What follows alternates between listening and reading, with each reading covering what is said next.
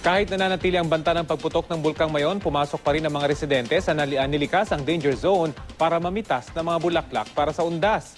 Mula sa Legazpi Albay, may ulat on the spot si John Consulta. John?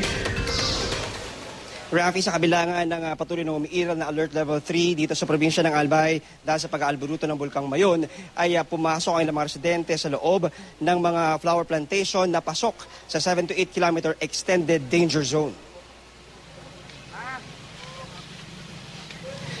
Inabutan naming subsob ang ilang mga taga-barangay Matnog, Legazpi sa pamimitas ng iba't ibang uri ng bulaklak sa ekta-ektaryang taniman. Mahalaga raw kasi na mahango na ang mga bulaklak dito para maihanda at maibenta sa undas. Sayang daw kasi ang ipinuhunan daw nila at nakakahinayang din ang kikitain na doble o halos triple sa mga panahong tulad nito. Kahit nag-aalburuto ang Mayon, kailangan pa rin daw nilang kumayod para sa kanilang mahal sa buhay para may matustos sa kanilang pangangailangan. Agad naman daw silang lalabas sa oras na matapos ang paghango para madala sa palengke at maihanda sa patok na bentahan ng bulaklak ngayon. Samantala natapos na ng FIVOX ang paglalatag ng 138 temporary markers ng permanent danger zones.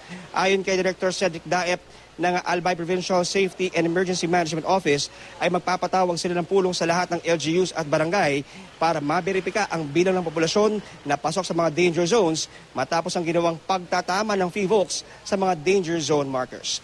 Yan muna ang latest mula pa nito sa Albay. Balik sa iyo, Rafi. Maraming salamat, John Consulta.